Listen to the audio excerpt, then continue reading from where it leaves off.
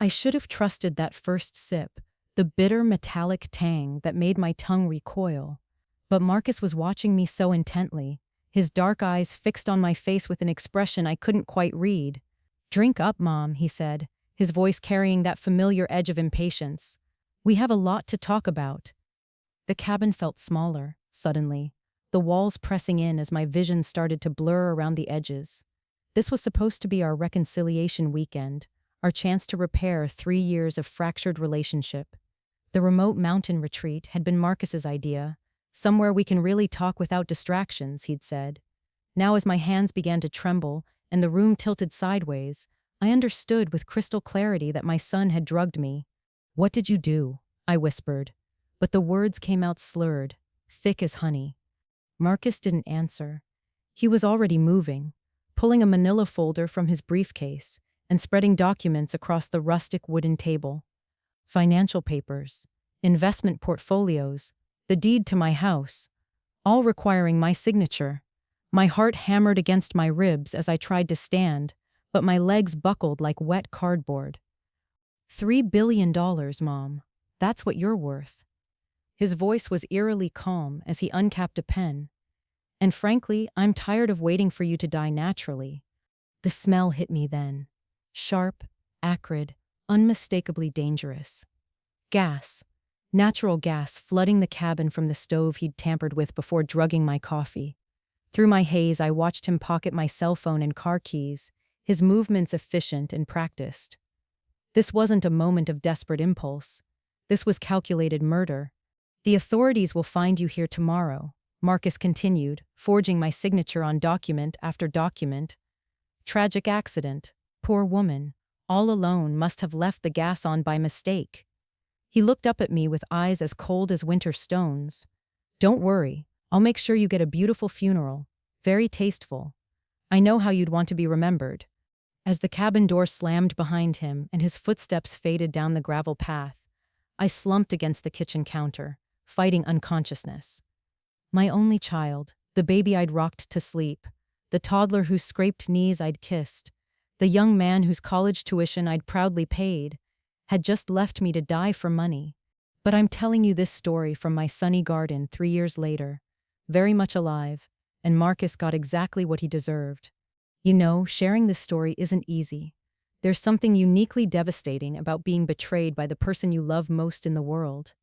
If you've ever felt invisible in your own family, or had someone dismiss your worth while claiming to love you, then you understand the particular kind of heartbreak I'm talking about. Maybe you've been there too, sitting across from someone you trusted completely, watching them reveal a side of themselves you never imagined existed. The shock doesn't just hit your mind, it hits your soul. You question everything you thought you knew about love, about family, about your own judgment. As I share this with you, I'm just sitting here in my quiet kitchen, a cup of tea warming my hands. It's funny how a simple, quiet moment can feel like the biggest victory. I'm curious where you are right now, as you listen. Let me know in the comments, and let's share this quiet moment together. Where are you listening from today? Let me take you back to the beginning, because understanding how I got to that cabin starts with understanding who Marcus used to be, or who I thought he was. I built Tech Vision Solutions from nothing. After my husband David died in a car accident when Marcus was only 8, I had two choices: crumble under the weight of grief and single motherhood, or fight like hell to build something that would secure our future. I chose to fight. Working 18-hour days from our garage, I developed software that revolutionized how hospitals manage patient data. Within 10 years, that little garage startup had grown into a $3 billion empire. Marcus was my motivation for everything. I wanted to give him the childhood I never had, private schools, summer camps, music lessons, whatever his heart desired. But I also tried to teach him values. We volunteered at soup kitchens together. I made him work summer jobs despite our wealth. I thought I was raising him to understand that money was a tool, not a goal. The first red flag appeared during his sophomore year at Stanford. Marcus called me, sobbing, claiming he'd been falsely accused of cheating and needed $50,000 for a lawyer. My maternal instincts kicked in immediately. I wired the money without question. Only later did I discover there was no cheating scandal. He'd lost the money gambling on underground poker games. When I confronted him, Marcus's tears dried up like they'd been turned off with a switch. "You have billions, Mom. What's 50,000 to you?" The coldness in his voice chilled me. But I told myself he was just embarrassed about the gambling. Young men make mistakes. He'd learn. But the requests kept coming. 100,000 for a business opportunity that turned out to be another poker game. 75,000 for investment advice from someone who was actually his bookie. Each time, Marcus had a story, tears, and an explanation that tugged at my heartstrings. Each time, I wanted to believe him because the alternative, that my son was becoming someone I didn't recognize, was too painful to accept.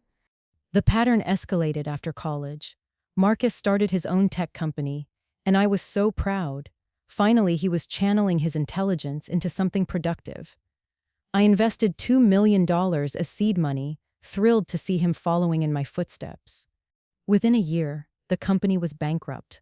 Marcus claimed his business partner had betrayed him, stolen the funds, destroyed everything. He wept in my living room, his shoulders shaking with what I believed was genuine anguish. "I just wanted to make you proud, Mom. I wanted to build something like you did." I held my 30-year-old son while he cried and wrote him another check for $1 million to get back on his feet. It wasn't until 6 months later that I discovered the truth through a private investigator I'd hired for completely different reasons. There had been no business partner. Marcus had spent the entire investment on gambling, cocaine, and an expensive lifestyle he'd been hiding from me. That confrontation was our first real fight. I'd driven to his penthouse apartment, which I was apparently paying for through a web of fake consulting fees, and found him entertaining friends who scattered like cockroaches when I arrived. "How could you lie to me like this?"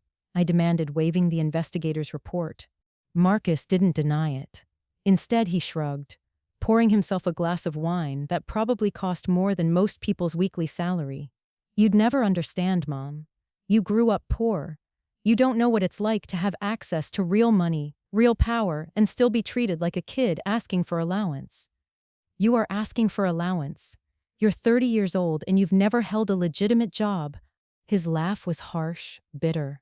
Right.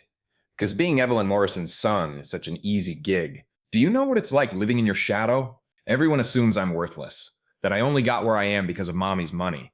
"Where you are? Marcus, you're nowhere. You have no career, no real friends, no purpose beyond spending money you didn't earn." That's when I saw something shift in his eyes. The mask of charm he'd worn my entire adult life slipped, revealing something cold and calculating underneath. "I earned it by being your son, by putting up with your lectures and your disappointment and your need to control everything.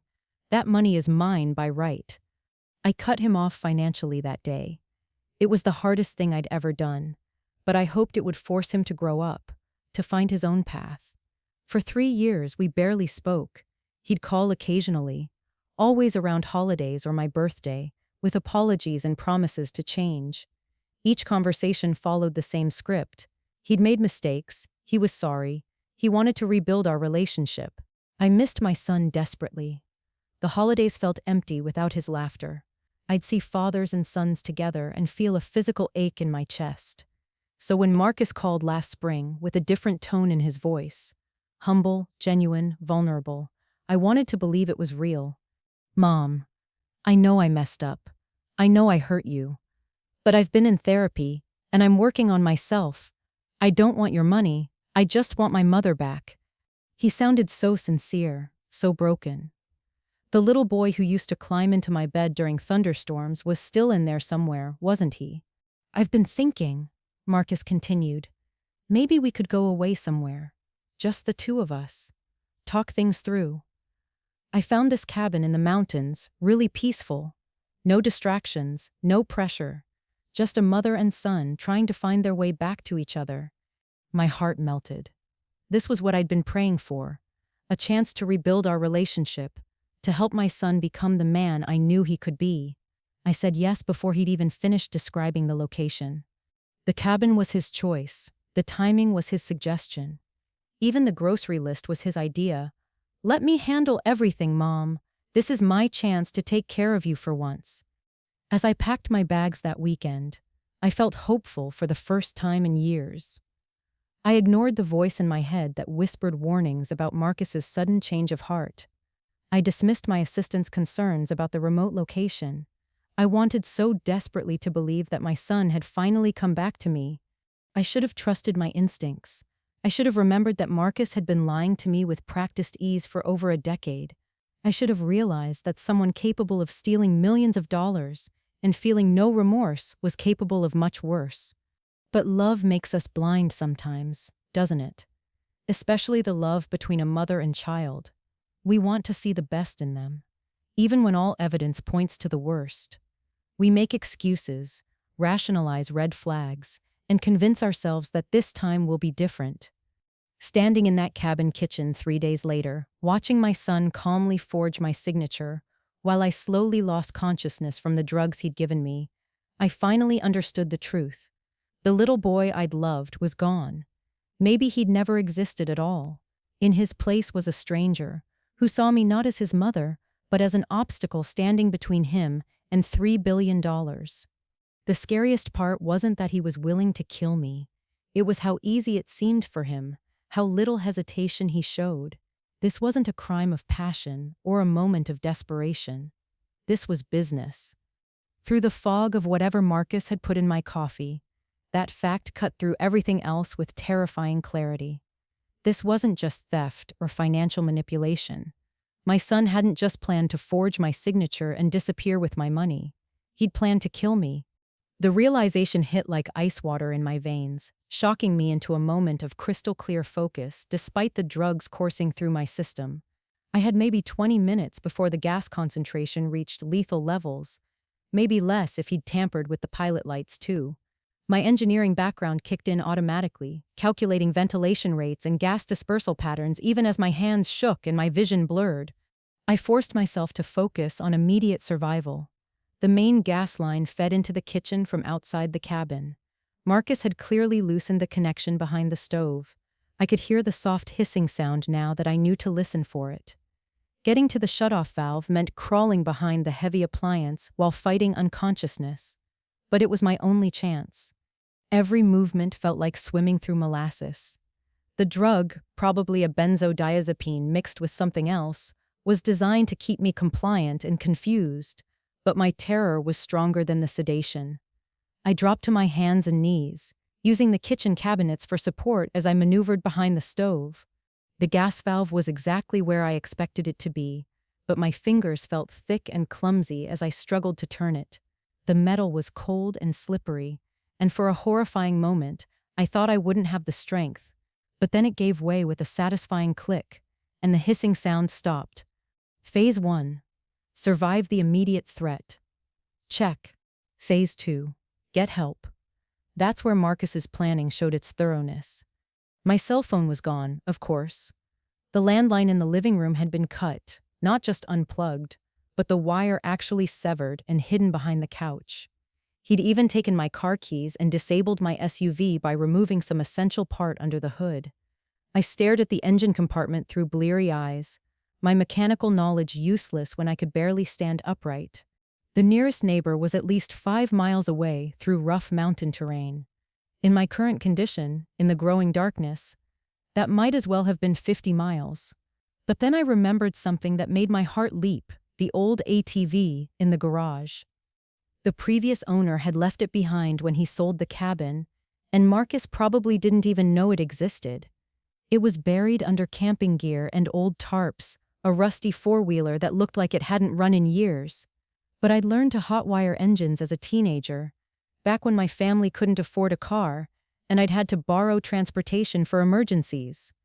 My hands were shaking so badly I could barely grip the screwdriver I found in the toolbox, but muscle memory took over. Strip the ignition wires, identify the battery and starter cables, connect them just right. The engine sputtered, coughed, and finally roared to life. I'd never been so grateful for a sound in my entire life. The mountain road was treacherous even in daylight. At night, with my reflexes dulled and my vision compromised, it was a nightmare. The ATV's headlight cut a narrow beam through the darkness, illuminating just enough gravel road to keep me moving forward. Every few hundred yards, I had to stop and vomit from the drugs, my body's way of trying to purge the poison my son had given me. The cold was brutal. September nights in the mountains drop into the 40s, and I was wearing only jeans and a sweater. The wind cut through the fabric like ice, and I could feel hypothermia setting in as my core temperature dropped. My teeth chattered so violently I was afraid I'd bite my tongue, and my hands were so numb I could barely grip the handlebars. But I kept going, because the alternative was dying in that cabin, and I refused to give Marcus that satisfaction. Twice, I nearly drove off the road.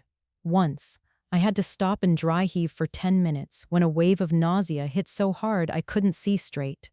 The drugs were still working their way through my system, fighting my determination with every mile.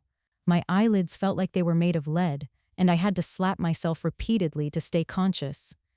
The worst moment came about halfway down the mountain, when the ATV's engine started sputtering. The gas gauge was broken, and I had no idea how much fuel was left. For several terrifying minutes, the engine cut in and out while I coasted down a steep section of road, completely at the mercy of gravity and momentum. I prayed to every deity I could think of, bargaining with the universe for just enough fuel to reach civilization. The engine caught again with a reluctant growl, and I nearly sobbed with relief. By the time I saw the lights of the ranger station in the distance, I was hallucinating from exhaustion and the lingering effects of the drugs.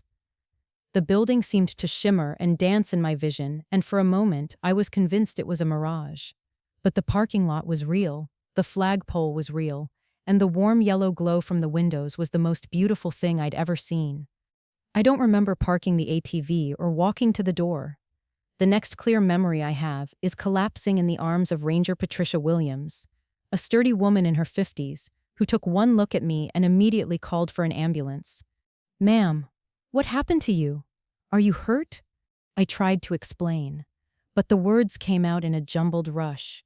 My son drugged me, gas leak, tried to kill me. It sounded insane even to my own ears, like the ravings of someone having a psychotic break. But Ranger Williams had 20 years of experience dealing with mountain emergencies, and something in my eyes must have convinced her I was telling the truth. She wrapped me in a blanket, gave me hot coffee, and stayed with me while we waited for the paramedics.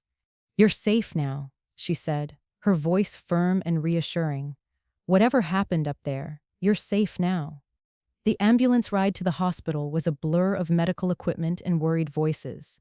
The ER doctor confirmed what I already knew. I'd been drugged with a cocktail of benzodiazepines and muscle relaxants designed to incapacitate without causing immediate death. The gas exposure had given me a mild case of carbon monoxide poisoning, but not enough to cause permanent damage.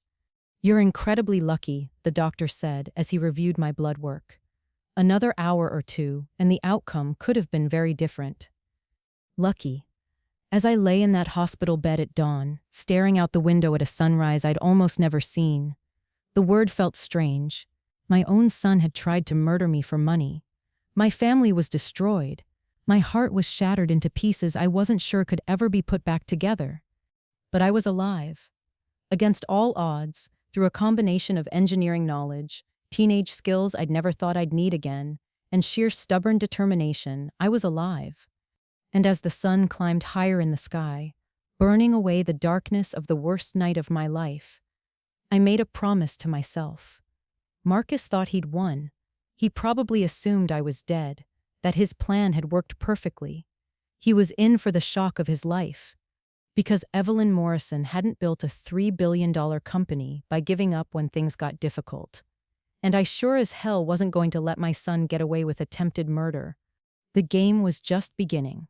The call came at 7 in the morning, while I was still connected to IV fluids and trying to process what had happened. "Evelyn, oh my God, what's wrong? You sound terrible." Sarah Chen's voice was like a lifeline.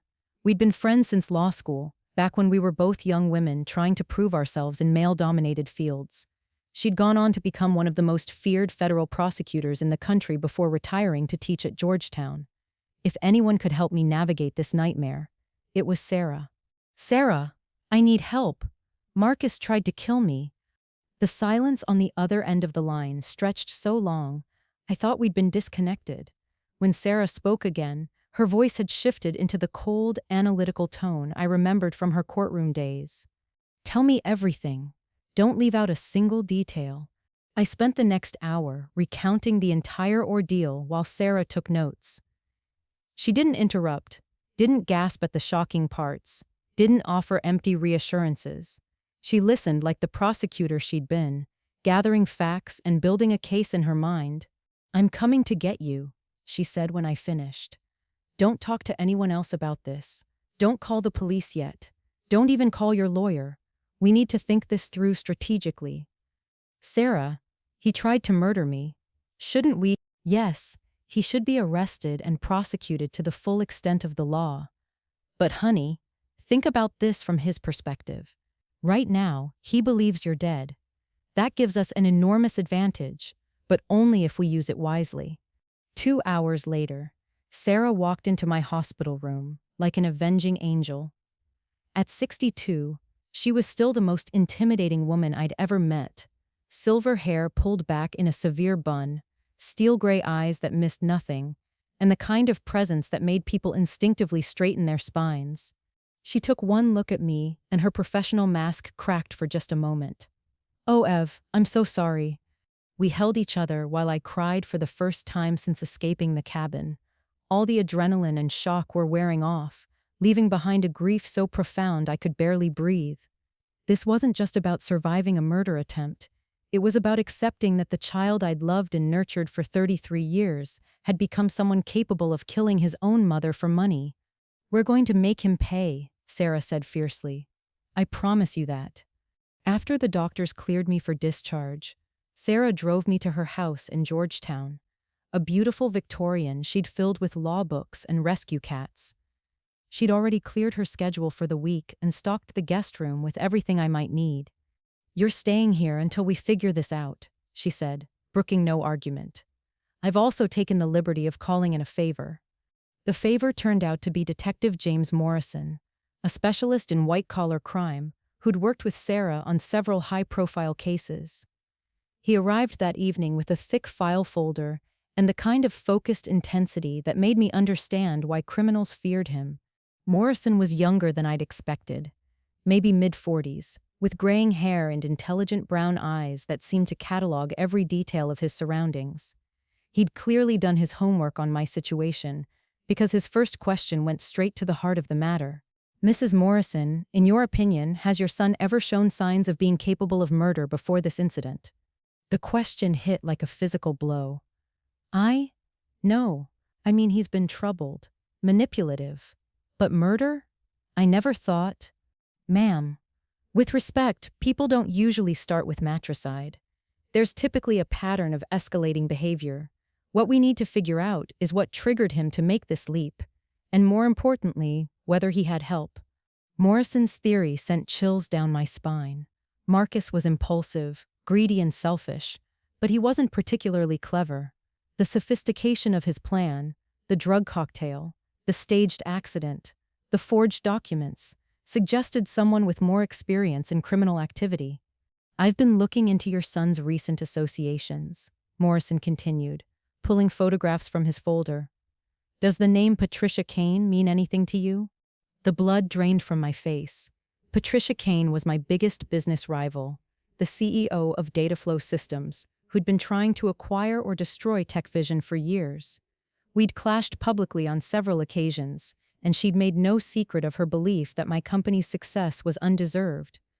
"She's been seen with Marcus multiple times over the past 6 months," Morrison said. "Expensive restaurants, private meetings, very cozy. Did you know they knew each other?" I didn't.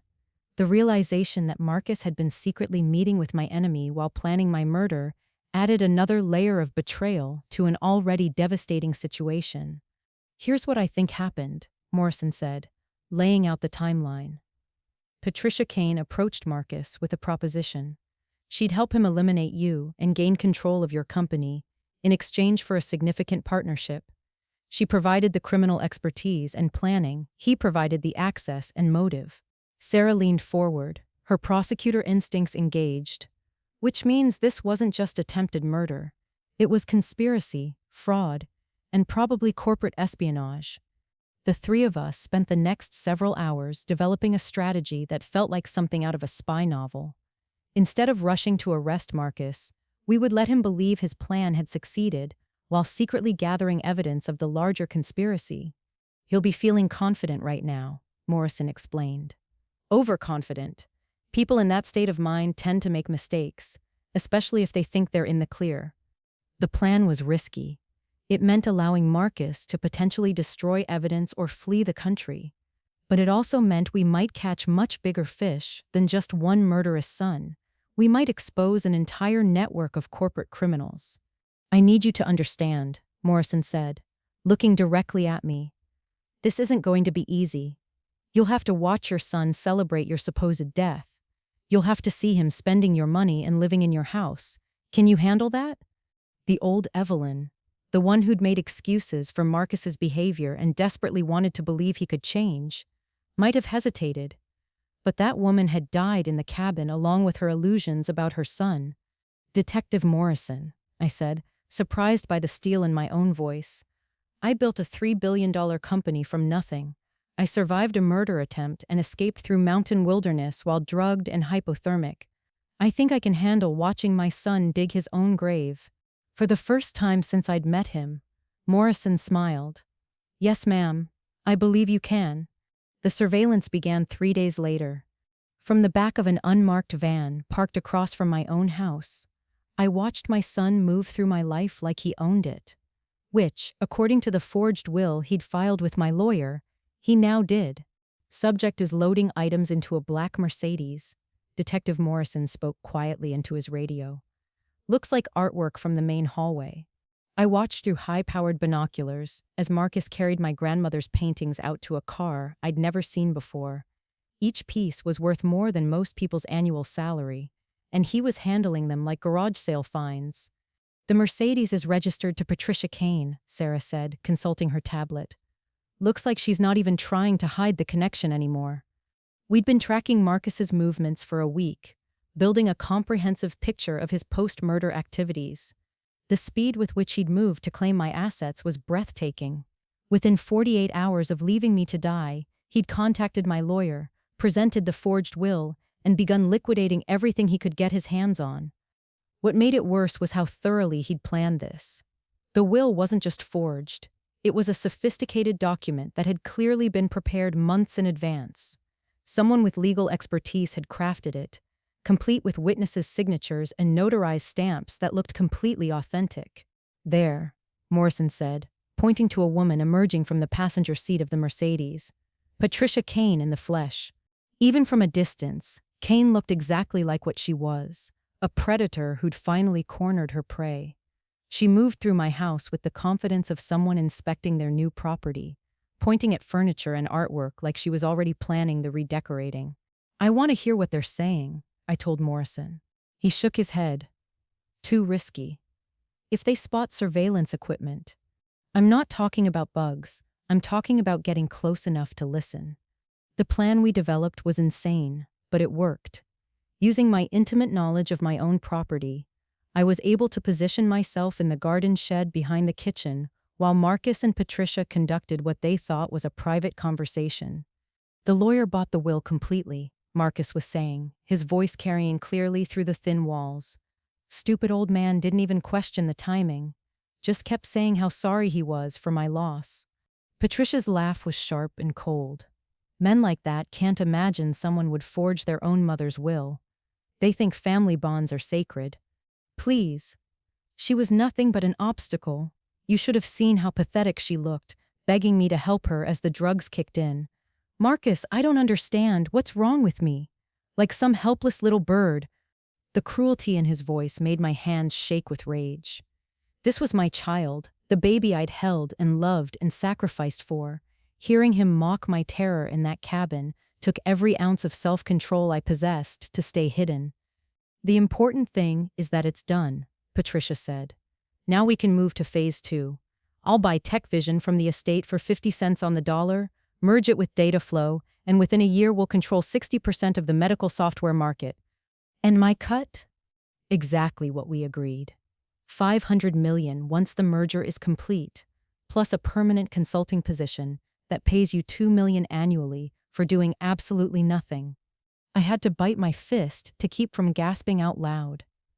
This wasn't just about my murder.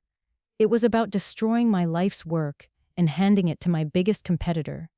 The conversation continued for another 20 minutes, with Patricia providing updates on other aspects of their scheme. She'd already started spreading rumors about TechVision's instability following my death, trying to depress the stock price. She'd hired a team of forensic accountants to find weaknesses in our financial structure she could exploit during the acquisition. She'd even planted stories with tech journalists suggesting that my company had been struggling and my death was a convenient exit strategy. "What about the cabin?" Marcus asked. "Any problems there?" "None. The fire department ruled it an accidental death, just like we planned. Poor Evelyn Morrison, overcome by grief and stress, made a tragic mistake with the gas stove. Very sad. Very believable." "Fire department?" I felt Morrison's hand on my shoulder, and I realized I'd started to move toward the house. He pulled me back behind the shed, shaking his head urgently. "They burned the cabin," I whispered. Morrison nodded grimly. He'd gotten word that morning but hadn't wanted to tell me until after the surveillance was complete. Marcus and Patricia had returned to destroy the evidence, making my death look even more convincing to authorities. But they'd made one crucial mistake. In their arrogance, they'd assumed no one would ever investigate deeply enough to uncover the truth. They had no idea we were building a case against them, documenting every illegal action they took. The real breakthrough came 2 days later, when Morrison's team managed to access Marcus's computer during one of his restaurant meetings with Patricia. What they found was even worse than we'd imagined. "Look at this," Morrison said, pulling up files on his laptop. "Your son has been planning this for over a year. He's got detailed notes on your daily routine, your security measures, even your favorite coffee blend, so he'd know exactly how to disguise the taste of the drugs." The files were meticulous, obsessive even. Marcus had documented everything from my workout schedule, to the layout of my house, to the names and phone numbers of my staff. He'd researched different methods of murder, settling on the gas leak, because it would look accidental and wouldn't require him to be physically present when I died. "But here's the really interesting part," Morrison continued, opening another folder. "He's got recordings, hours and hours of conversations with Patricia Kane, planning every detail. The recordings were damning. We heard Patricia coaching Marcus on how to forge my signature, how to manipulate the gas lines, even how to act grief-stricken when talking to my lawyer. She'd clearly done this before. Her instructions were too detailed, too professional to be improvised. "I want you to understand something." Patricia's voice came through the computer speakers. "This isn't just about eliminating your mother. It's about sending a message to every other tech CEO who thinks they can dominate our industry. When we're done, TechVision will be a cautionary tale about what happens to companies that grow too fast and too carelessly." "She's not just a murderer," Sarah said quietly. "She's a serial corporate killer. I'd bet money that other accidental deaths of business leaders can be traced back to her." Morrison was already on his phone, calling contacts at the FBI. If Patricia Kane has been doing this to other people, this case just became a federal investigation. The scope of the conspiracy kept expanding. Financial records showed that Patricia had been systematically targeting successful entrepreneurs, using different methods to eliminate them and acquire their companies. Sometimes it was blackmail, sometimes industrial sabotage, and in at least 3 cases Morrison could identify, it appeared to be murder. "Your son picked the wrong partner," Morrison told me. "Patricia Kane has been on the FBI's radar for 2 years, but they've never been able to prove anything.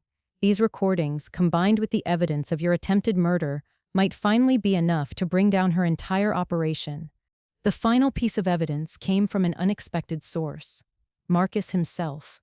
In his arrogance, he'd started keeping an audio diary of sorts, recording his thoughts about the murder and its aftermath. The entries were chilling in their complete lack of remorse. "Day 12 post-incident," his voice said through Morrison's speakers. "Lawyer still hasn't questioned anything. Amazing how easy it is to fool people when they want to believe you're grieving. Had to fake tears during the insurance meeting, but I think I sold it. Should have the life insurance payout within the month. $3 million for a few crocodile tears. not bad. Another entry. Patricia's moving faster than expected on the company acquisition. Good. I'm tired of pretending to care about Mom's legacy. The sooner we dissolve TechVision, the sooner I can start enjoying my real inheritance. And the most damning. Sometimes I wonder if I should feel bad about killing her. People always talk about the mother-child bond like it's sacred or something. But honestly, she was holding me back. All that preaching about earning your own way and building character. What's the point when you can just take what you want? She was weak. I'm not. By the end of our 2-week investigation, we had enough evidence to put both Marcus and Patricia away for life. Financial fraud, conspiracy to commit murder, actual attempted murder, corporate espionage, tax evasion, and a dozen other charges that would ensure they never saw freedom again. But Morrison wasn't satisfied yet. We need them to incriminate themselves one more time, on record, in a controlled environment. Something so clear and undeniable that no jury would ever question their guilt. That's when I knew it was time for the confrontation I'd been dreading and anticipating in equal measure. It was time to look my son in the eye and let him know that his victim had survived, and that his perfect crime was about to become his perfect downfall. I want to face him, I told Morrison and Sarah. I want him to see that I'm alive, that I know what he did, and that I'm going to make sure he pays for it. Morrison studied my face for a long moment. Are you sure? Once we do this, there's no going back. He'll know we've been watching him, and he might try to destroy evidence or flee. I thought about the recordings we'd heard, about Marcus mocking my terror as I fought for my life, about Patricia's casual dismissal of my death as a convenient business opportunity. I thought about all the other victims who might still be alive if someone had stopped these monsters sooner. Detective Morrison, I said, I've never been more sure of anything in my life. The key still worked. Standing outside Marcus's apartment door, I realized he hadn't even bothered to change the locks. Why would he? As far as he knew, I was dead and buried, just another casualty of his ambition and greed. I could hear him inside, talking on the phone in that animated way he'd always used when he was excited about something. My hand trembled slightly as I slid the key into the lock, but my resolve was steady. Hidden in my purse was a recording device that would capture every word of our conversation. 2 blocks away, Detective Morrison and a team of federal agents waited for my signal. The door opened silently, and I stepped into the life my son had built on my grave. The apartment was exactly as I remembered it. Sleek, expensive, and soulless. Modern furniture that cost more than most people's cars. Abstract art that looked impressive but meant nothing. Floor-to-ceiling windows that offered a spectacular view of the city I'd helped build. Marcus had always preferred style over substance. He was standing with his back to me, gesturing wildly as he spoke into his phone. No, you don't understand. The insurance payout clears tomorrow, which means we can accelerate the timeline. Patricia wants to make the offer for TechVision by Friday. I cleared my throat. Marcus spun around, and I'll never forget the expression on his face. It was like watching someone see a ghost, which, from his perspective, I suppose he was. His skin went chalk white. His phone clattered to the floor, and for a moment I thought he might actually faint. Hello, Marcus. He stared at me for what felt like an eternity, his mouth opening and closing like a fish gasping for air. When he finally found his voice, it came out as a strangled whisper. Mom? Disappointed? I walked further into the room, noting how he instinctively backed away from me. I imagine this isn't how you planned to spend your afternoon. The shock was already fading from his eyes, replaced by something calculating and desperate. Marcus had always been quick to adapt when his lies were exposed. It was one of his few genuine talents. Oh my God, Mom. I can't believe you're alive. I've been going crazy with worry. When the police told me you died in that cabin fire, I thought my world was ending. Where have you been? How did you survive?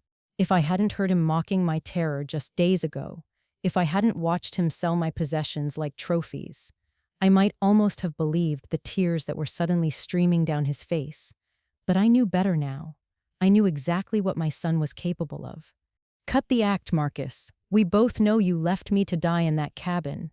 His face went through a series of rapid changes: confusion, hurt, indignation, before settling on wounded innocence. What are you talking about? Mom, are you feeling okay? Maybe the trauma? You drugged my coffee. You tampered with the gas line.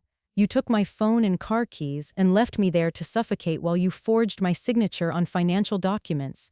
Marcus's performance was flawless. If I hadn't known better, I would have believed his look of complete bewilderment. That's insane. Why would I do something like that? You're my mother. I love you. For $3 billion. And for Patricia Kane's promise to make you rich beyond your wildest dreams. At the mention of Patricia's name, something flickered behind Marcus's eyes. Just for a second, the mask slipped, and I saw the cold calculation underneath. But he recovered quickly. Patricia Kane. Mom, I barely know Patricia Kane. We've met at a few industry events, but you've been planning my murder with her for over a year. I pulled out my phone and showed him one of the surveillance photos Morrison had taken. Marcus and Patricia at an expensive restaurant, their heads close together as they looked at documents spread across the table. His face went pale again, but he kept talking. Those were business meetings. Patricia was interested in possibly investing in some of my projects.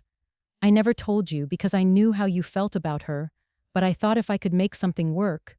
Stop. My voice cut through his lies like a blade. Just stop. I know about the recordings you made planning my death. I know about the fake will. I know about your plan to sell my company to Patricia for pennies on the dollar. I know everything, Marcus. For the first time since I'd walked in, Marcus was speechless. I watched him process what I'd said, watched him realize that somehow, impossibly, his perfect crime had been exposed. I don't know what you think you know, he said finally, but his voice lacked conviction now. But you're obviously confused, maybe suffering from some kind of trauma-induced paranoia. We should get you to a doctor. The only person who needs medical attention is you. What kind of sickness does it take to murder your own mother for money? That's when the mask finally came off completely. The fake tears stopped. The wounded innocence vanished. What remained was the cold, calculating stranger I'd glimpsed in our last real conversation 3 years ago. You want to know what kind of sickness? Marcus's voice was quiet now, deadly calm. It's called being tired of waiting for a selfish old woman to die naturally. It's called being tired of having billions of dollars dangled in front of me while being told I need to earn what's already mine by right. By right. You've never earned anything in your entire life. I earned it by being your son, by putting up with 33 years of your lectures about character and hard work and making my own way. Do you have any idea what it's like growing up as Evelyn Morrison's son? Everyone assumes you're worthless, that anything you accomplish is just because of mommy's money. So you decided to prove them right by becoming exactly that worthless. Marcus laughed, but there was no humor in it. At least I'm honest about what I am. You built your fortune by stepping on everyone who got in your way, then spent my entire childhood pretending you were some kind of saint. At least I don't lie to myself about being a good person. I never killed anyone. No. You just destroyed their companies, put them out of business, ruined their lives. How is that different? Because I did it legally, in fair competition. I didn't murder people, Marcus. He shrugged, like we were discussing the weather. Murder, hostile takeover, aggressive acquisition, it's all just business, Mom. You taught me that. The only difference is that your way takes longer. The casual way he said it, the complete absence of remorse or recognition that he'd done anything wrong, was more chilling than any of the threats or violence I'd feared. This wasn't a man who'd been driven to a desperate act. This was someone who genuinely saw murder as just another business transaction. Patricia was right about you, Marcus continued, warming to his theme now. She said you were soft, that you'd gotten weak in your old age, that you'd lost the killer instinct that made you successful in the first place. Turns out she was wrong. You're tougher than either of us gave you credit for. Surviving that cabin, tracking us down, getting whatever evidence you think you have, I'm actually impressed. Impressed enough to feel guilty about trying to kill me. Another laugh. Guilty? No, Mom. Impressed enough to regret not doing it right the first time. And there it was. The confession Morrison needed, captured clearly on the recording device in my purse. Marcus had just admitted to attempted murder, conspiracy, and threatened to kill me again if given the chance. You know, I said conversationally, Patricia isn't as smart as she thinks she is. Marcus frowned. What's that supposed to mean?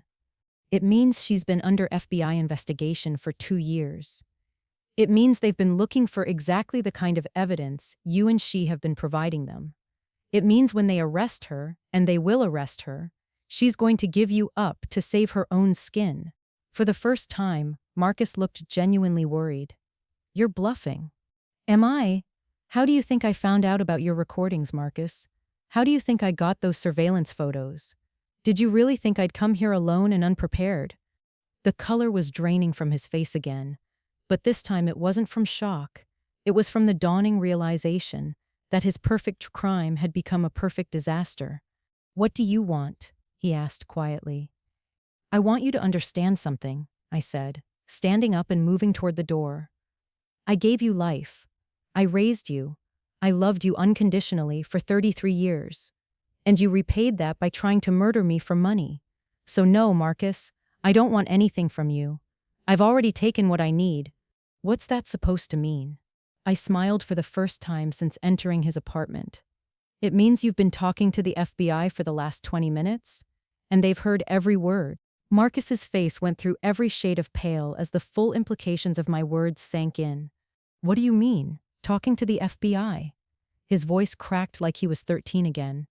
I pulled the recording device from my purse and set it on his expensive glass coffee table. The red light was still blinking, still capturing every word. I mean that Detective Morrison and a team of federal agents have been listening to you confess to attempted murder and conspiracy for the last 20 minutes. The apartment door burst open before Marcus could respond. Detective Morrison entered first, followed by 4 FBI agents in tactical gear. Their faces were grim, professional, and utterly without sympathy for the man who'd just confessed to trying to kill his own mother. Marcus Morrison, you're under arrest for conspiracy to commit murder, attempted murder, fraud, and racketeering, Morrison announced, producing a pair of handcuffs. You have the right to remain silent. Anything you say can and will be used against you in a court of law. Marcus stumbled backward, his hands raised as if he could somehow ward off what was happening. Wait, this is entrapment. She tricked me. I was emotional. I wasn't thinking clearly. You have the right to an attorney, Morrison continued, ignoring Marcus's protests. If you cannot afford an attorney, one will be provided for you. Mom, please. Marcus's voice rose to a near shriek as Morrison moved toward him with the handcuffs. I didn't mean it. I was just angry, just saying things. I would never actually hurt you. I watched my son's face crumble as the reality of his situation hit him. For a moment, he looked like the little boy who used to run to me when he'd scraped his knee or had a nightmare. But that little boy was gone, if he'd ever existed at all. Do you understand the rights I have just read to you? Morrison asked as he clicked the handcuffs into place. Marcus nodded mutely, tears streaming down his face now. Real tears this time, not the practice performance he'd given me earlier. Actually, one of the FBI agents said, stepping forward with his own set of handcuffs, we have federal charges to add to that list. Wire fraud, mail fraud, conspiracy to commit racketeering, and murder for hire. Murder for hire? I looked at Morrison questioning. Patricia Kane, he explained. We arrested her an hour ago. Turns out she's been running a murder-for-hire operation targeting business leaders for the last 5 years. Your son wasn't her first client, Mrs. Morrison. He was just her sloppiest. Marcus's legs gave out, and he would have fallen if the agents hadn't caught him. Patricia said this was foolproof. She said no one would ever suspect anything. She said she'd done it dozens of times before. She lied, Morrison said, matter-of-factly. Patricia Kane has been under federal surveillance for 2 years. We've been building a case against her organization, but we needed someone on the inside to give us the evidence we needed. Your son just provided that. Another agent entered the apartment, carrying boxes of evidence. We've got everything from the storage unit, she announced.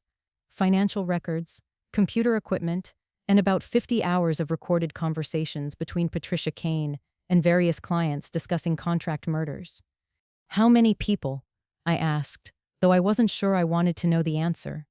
We're still investigating, Morrison said, but we've identified at least 12 suspicious deaths of business leaders over the past 5 years that show Patricia's signature methods. Your survival may have prevented many more. Marcus was sobbing now, great heaving gasps that echoed off the walls of his expensive apartment. I never wanted to be a killer. I just wanted what was mine. I just wanted to stop being poor while my mother was worth billions. Poor?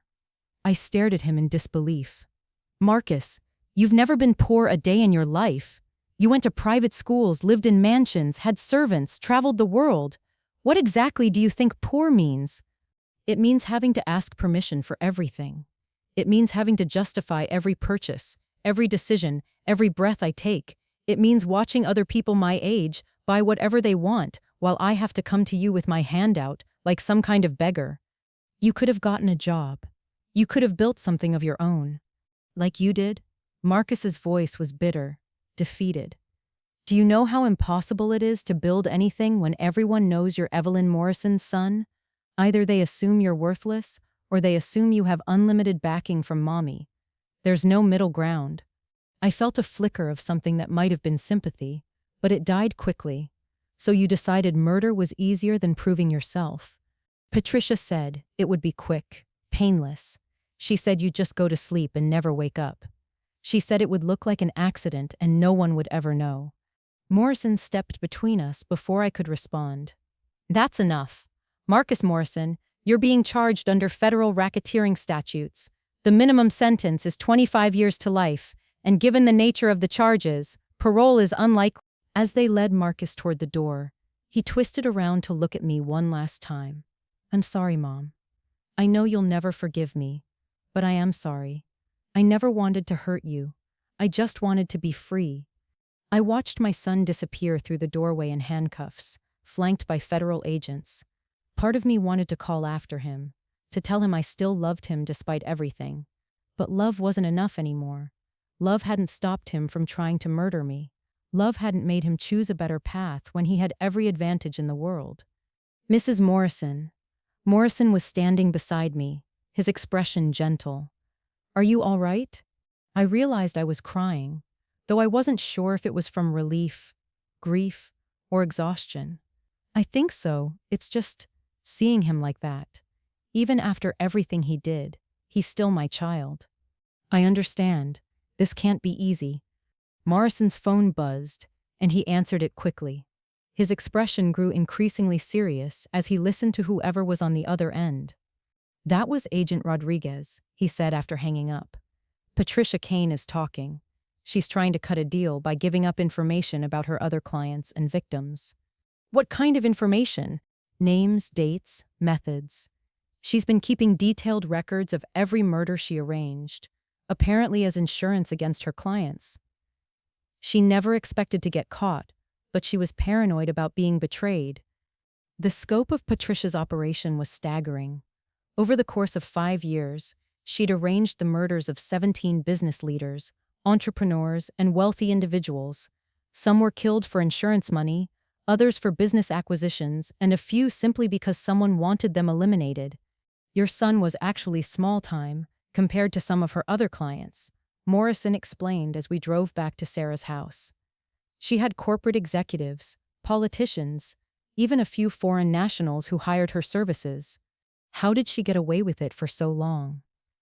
She was smart about it. Never used the same method twice, never worked in the same geographic area consecutively, and she only accepted clients who had legitimate reasons to inherit or benefit from the deaths. On the surface, every case looked like a tragic accident or natural death. Until Marcus. Until Marcus, Morrison agreed. Your son made 2 critical mistakes. First, he kept detailed records of the planning process. Most of Patricia's clients destroyed everything after the murder was completed. Second, he got greedy and started liquidating assets too quickly. That drew attention from insurance investigators, who flagged the case for suspicious activity. We spent the rest of the evening at Sarah's house, going over the evidence and preparing for the legal proceedings that would follow. The federal prosecutor assigned to the case estimated that the trials could take up to 2 years, given the complexity of the charges and the number of victims involved. Patricia Kane is facing the death penalty, Sarah explained as we reviewed the charges. Multiple counts of murder for hire, racketeering, conspiracy, and about 30 other federal crimes. She'll never see freedom again. And Marcus? Sarah's expression softened. 25 years to life, minimum. Given his cooperation with the investigation and the fact that you survived, he might be eligible for parole after 20 years. But Evelyn, you need to understand, the man who tried to kill you isn't coming back. Even if he gets out of prison someday, he'll be a different person. I nodded, accepting what I'd already known in my heart. The son I'd loved was gone, replaced by a stranger who saw murder as a business transaction. The grief of losing him was almost as sharp as the horror of what he'd tried to do to me. But there was something else growing alongside the grief. A sense of purpose I hadn't felt since building my company from nothing. Marcus and Patricia had tried to destroy me, but they'd failed. I was alive, I was free, and I had resources they'd never imagined. Sarah, I said as we finished reviewing the case files, I want to do something with this experience, something positive. What did you have in mind? I looked out at the quiet Georgetown street, thinking about all the other victims who hadn't been as lucky as I was. All the people who'd trusted the wrong person, who'd been betrayed by family or friends, who died because someone saw them as obstacles to wealth and power. I want to make sure this never happens to anyone else, I said. I want to build something that helps people recognize the warning signs, that supports victims of family fraud, that funds investigations when the police don't have resources. I want to turn this nightmare into something that saves lives. Sarah smiled for the first time in days. That sounds like the Evelyn Morrison I know, the one who builds solutions instead of dwelling on problems. As I fell asleep that night in Sarah's guest room, I felt something I hadn't experienced in weeks: hope. Marcus and Patricia had tried to destroy me, but they'd only made me stronger. Tomorrow would begin the next chapter of my life, and for the first time since that terrible night in the cabin, I was excited to see what it would bring.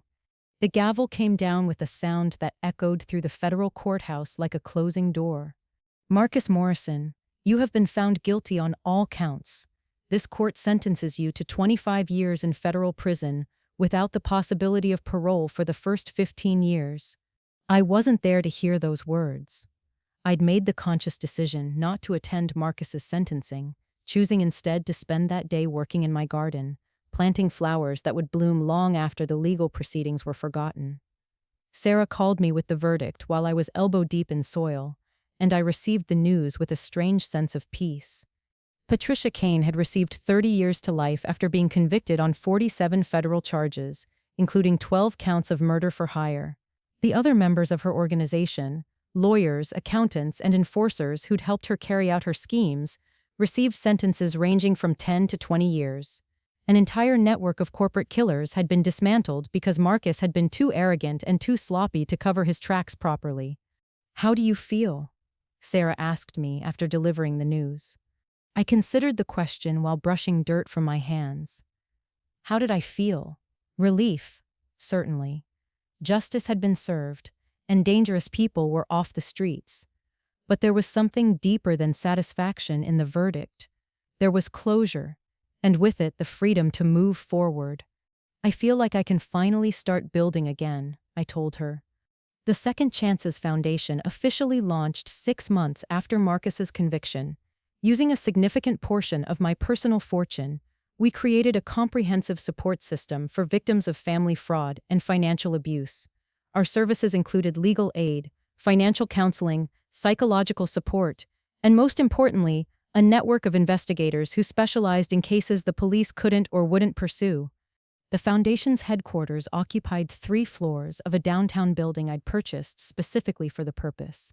The space was designed to be welcoming rather than institutional: warm colors, comfortable furniture, and walls lined with artwork created by survivors of various forms of abuse. We wanted people to feel safe the moment they walked through our doors. Our first case came from a woman named Janet, whose adult children had been systematically stealing from her retirement accounts while convincing her she was developing dementia. Our investigators uncovered a pattern of financial manipulation that had been going on for years, resulting in the recovery of over $200,000 and the prosecution of 3 family members. "You saved my life," Janet told me during the foundation's first anniversary celebration. "Not just financially, but emotionally." I was starting to believe I really was losing my mind. Cases like Janet's became our specialty. Adult children stealing from elderly parents, spouses hiding assets before filing for divorce, business partners embezzling funds while maintaining facades of friendship. The foundation grew rapidly as word spread through legal and social service networks about our unique approach to family financial crimes. Working with Detective Morrison had evolved into something neither of us had expected. What started as a professional relationship during the investigation had slowly transformed into genuine friendship and then into something deeper. James was patient, understanding, and completely without judgment about my complicated family situation. He'd seen enough criminal families in his career to know that parents weren't responsible for their adult children's choices. "You know what I admire most about you?" he told me one evening as we walked through my new, smaller home. I'd sold the mansion where Marcus grew up, unable to bear the memories it contained. My new place was a third the size, but felt 10 times more peaceful. "What's that?" "You could have spent the rest of your life being bitter about what happened. Instead, you turned it into something that helps other people, that takes a special kind of strength." I'd been wondering lately if what I felt for James was love or gratitude. He'd been instrumental in saving my life and bringing my son to justice. But as time passed, I realized it didn't matter how the relationship had started.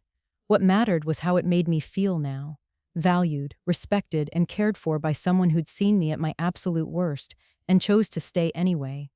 The foundation's work attracted attention from law enforcement agencies across the country.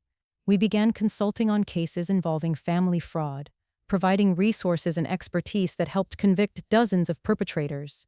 Our success rate was over 80%, primarily because we understood the emotional dynamics that made these crimes so devastating to victims. My relationship with Marcus's ex-wife Lisa and their 2 children had been another unexpected source of healing. Lisa had divorced Marcus 2 years before his attempted murder, citing his gambling addiction and increasingly erratic behavior. She'd kept the children away from him, sensing danger even when she couldn't articulate what it was. "I'm so sorry, Evelyn," Lisa said when she brought my grandchildren to visit for the first time after the trial. "I should have warned you about how he'd changed, but I was afraid no one would believe me." 8-year-old Emma and 10-year-old David were remarkable children who seemed largely unaffected by their father's crimes. Lisa had done an excellent job of shielding them from the worst details while still being honest about why Daddy wouldn't be coming home. "Grandma Evelyn," Emma said during one of their visits, "Mommy says Daddy made bad choices and has to face consequences. Did he really try to hurt you?" I knelt down to her eye level, choosing my words carefully. "Yes, sweetheart. Your daddy made some very bad choices, and he hurt people because of them. But that doesn't change the fact that he's your father, and it's okay if you still love him." "I do love him," she said seriously, "but I'm glad you're safe." These conversations with my grandchildren taught me something important about forgiveness. It wasn't about excusing Marcus's actions or pretending they hadn't happened. It was about refusing to let his choices poison the rest of my relationships or define the rest of my life. TechVision Solutions continued to thrive under new leadership. I'd stepped down as CEO but remained on the board of directors, focusing my energy on the foundation while still maintaining oversight of the company I'd built. The new management team had embraced a philosophy of ethical technology development, refusing contracts with organizations that didn't meet strict moral standards. "Your mother built something special here," the new CEO told Emma and David during a company tour I'd arranged for them. "She didn't just create jobs or make money. She built something that makes people's lives better." The children were proud of their connection to TechVision, and I was proud that they could grow up knowing their grandmother had built something positive in the world. It helped balance the knowledge of what their father had tried to destroy. On quiet evenings when I sat in my garden with James or worked on foundation business from my home office, I sometimes thought about the woman I'd been before that night in the cabin. She'd been successful, certainly, but also naive in some fundamental ways. She'd believed that love and good intentions were enough to overcome any obstacle, She'd trusted people based on biology rather than behavior. The woman I'd become was different, stronger in some ways, sadder in others, but ultimately more realistic about human nature. I'd learned that some people were capable of terrible things, even when they'd been shown nothing but love. I'd learned that family bonds weren't automatically sacred. They had to be earned through actions, not just inherited through genetics. But I'd also learned that survival wasn't just about staying alive. It was about building something better from the wreckage, about using pain as fuel for positive change, about refusing to let evil people win by destroying your capacity for good. The foundation had helped over 300 families recover from financial abuse in its first 2 years of operation. We'd trained police departments in recognizing the signs of family fraud. We'd lobbied for stronger legal protections for elderly victims and better resources for prosecutors handling these cases. Most importantly, we'd created a community of survivors who supported each other through the long process of healing from betrayal by people they'd loved. Our monthly support groups had become beacons of hope for people who'd thought they were alone in their experiences.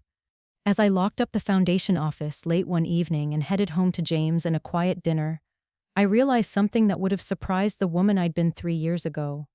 I was happy, not the naive, unexamined happiness of someone who'd never faced real adversity, but the deeper, more durable satisfaction that comes from surviving the worst and choosing to build something beautiful from it. Marcus had tried to destroy me for money. Instead, he'd given me purpose, clarity, and the knowledge that I was stronger than I'd ever imagined. In trying to take everything from me, he'd helped me discover what really mattered. That was a gift I'd never expected, and one I'd spend the rest of my life using to help others find their own strength in the darkness. So here we are, at the end of this journey we've taken together. Thank you for listening to my story. I know it wasn't always easy to hear, but I hope it shows you something important. Survival isn't just about staying alive. It's about refusing to let the worst moments define you and choosing to build something better from the wreckage. I've learned that trust must be earned through actions, not just promised through words or blood relations. Family bonds aren't automatically sacred. They become sacred through love, respect, and consistent kindness. My journey was about reclaiming what was lost, but now it's about building something new. What's a piece of advice you've carried with you that helped you through a dark time? Share that wisdom in the comments, because the lessons we learn are the legacies we leave behind for others.